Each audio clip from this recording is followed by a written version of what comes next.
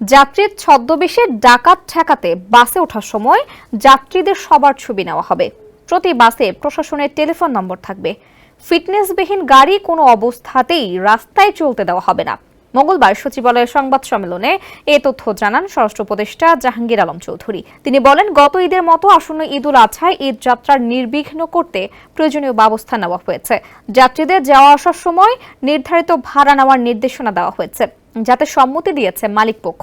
এ সময় ঈদুল আজহা উপলক্ষে রাজধানী ঢাকা সহ পুরো দেশে নিরাপত্তা নিশ্চিত করতে জরুরি ছুটি ছাড়া আইন শৃঙ্খলা বাহিনীর সদস্যদের ছুটি বাতিল করা হয়েছে বলে জানান তিনি।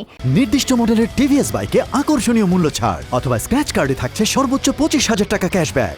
জাহাঙ্গীর আলম বলেন, কম দক্ষ চালকদের পরিবর্তে দক্ষ চালকদের দিয়ে গাড়ি চালানোর কথা বলা হয়েছে। সেটি পরিবহন মালিকরা মানবেন বলে কথা দিয়েছেন। চালকদের যথাযথ বিশ্রাম দেওয়ার নির্দেশনা দেওয়া হয়েছে। ভাড়া যথাযথভাবে নেওয়া হচ্ছে কিনা সেটির তদারকিতে একটি কমিটি হবে।